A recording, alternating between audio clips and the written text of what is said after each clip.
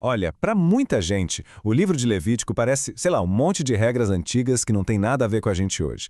Mas sabe, por trás de todos esses rituais tem uma coisa muito maior. Tem um projeto, um plano divino, uma história incrível sobre santidade, sobre o tempo e sobre redenção. E é exatamente isso que a gente vai fazer hoje. Vamos mergulhar em Levítico 22 e 23 para tentar decifrar esse projeto sagrado.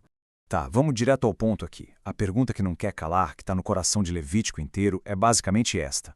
Como é que pode um Deus que é pura santidade, perfeição absoluta, viver no meio de um povo que é bom, imperfeito? E a resposta que Deus dá, olha, não é um simples sim ou não. É um plano.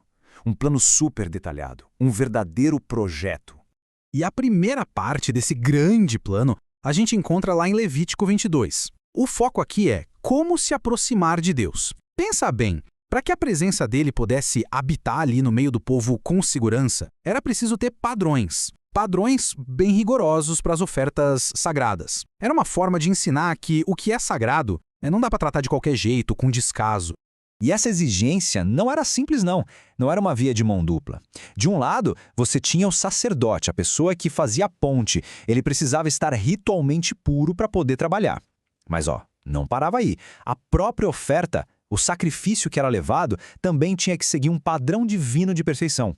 E esse padrão, nossa, era sério. Não tinha jeitinho. Como a gente vê aqui, um animal que era cego, ou estava ferido, machucado, doente, simplesmente não passava. Era rejeitado.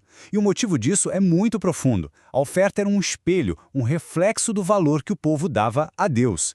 Imagina só, oferecer aquilo que não te serve mais, as sobras. Seria um baita desprezo, né? A lição era muito clara. Deus merece o nosso melhor. E ponto. Agora a gente chega no ponto central de tudo isso. A razão por trás dessas regras todas está bem aqui, nesta frase.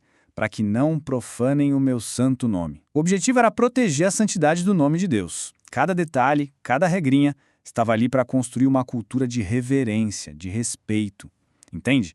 Se aproximar do Deus eterno exigia preparo, exigia pureza, um respeito profundo. Tudo isso para que Israel entendesse a dimensão do que era ter o próprio Criador morando ali no meio deles. Beleza, agora vamos para a segunda parte do projeto, porque a coisa fica ainda maior. Se em Levítico 22 o assunto era santificar as ofertas, o espaço sagrado, em Levítico 23 o foco muda para o tempo. Isso mesmo, santificar o próprio tempo. Deus não organiza só o lugar santo, ele organiza o calendário, o ritmo da vida do seu povo. E a base, o alicerce de todo esse calendário sagrado é o sábado.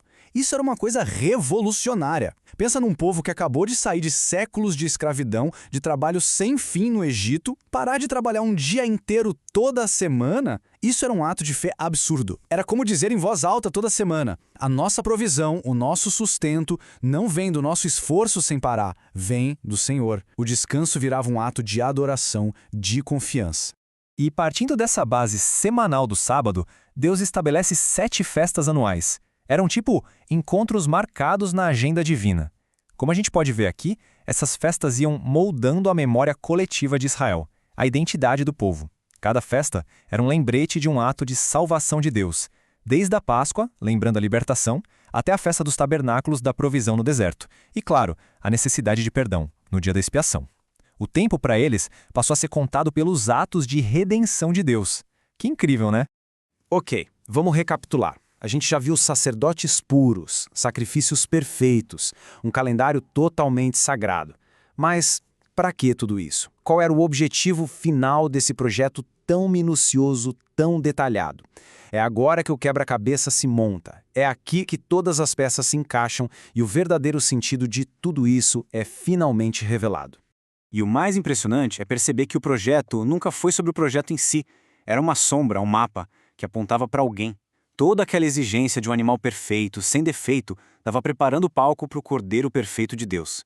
E toda aquela luta dos sacerdotes para se manterem puros, por mais que tentassem, só mostrava o quanto a gente precisava de um sumo sacerdote que fosse perfeito para sempre. E aqui está o grande final. As 7 festas, elas não eram só para lembrar o que já tinha acontecido, elas eram um roteiro profético da obra de Cristo. A Páscoa apontava direto para a morte dele. As primícias, para sua ressurreição. O Pentecostes, para o derramamento do Espírito Santo. E as festas que vinham depois, como trombetas e tabernáculos, elas apontam para o futuro, para o retorno dele e para a habitação final de Deus com a gente. É exatamente isso. A grande revelação de Levítico 23 é que o calendário sagrado de Israel era, na verdade, o calendário da redenção do mundo. Cada festa, cada celebração, era como um ensaio geral para os grandes atos de salvação que Jesus viria a realizar. Certo. Então, se o projeto já se cumpriu, se o sacrifício perfeito já foi feito e o sacerdote perfeito já intercedeu por nós, como é que a gente vive hoje? O que esses capítulos, escritos há milhares de anos, têm a nos dizer agora? A aplicação é muito direta, na verdade. O princípio de oferecer o melhor ainda vale. Só que hoje nossas ofertas são outras. Nosso tempo, nossos talentos, nossa energia. O princípio de santificar o tempo também continua de pé. Aquele descanso sabático nos ensina ainda hoje a confiar em Deus e a nos desconectar dessa cultura maluca de produtividade sem fim. E, acima de tudo, a gente vive em gratidão, porque a nossa libertação da escravidão do nosso Egito aconteceu na cruz. E essa memória tem que ser o combustível para uma vida de santidade e agradecimento. No fim das contas, Levítico 22 e 23 nos deixam com esta pergunta que é fundamental. Se o Deus do universo nos deu o que ele tinha de melhor, o sacrifício perfeito do seu próprio filho, será que a nossa adoração, o jeito que a gente vive, o que a gente oferece a ele, será que tudo isso reflete o valor infinito de quem ele é? Fica aí uma reflexão para a gente levar.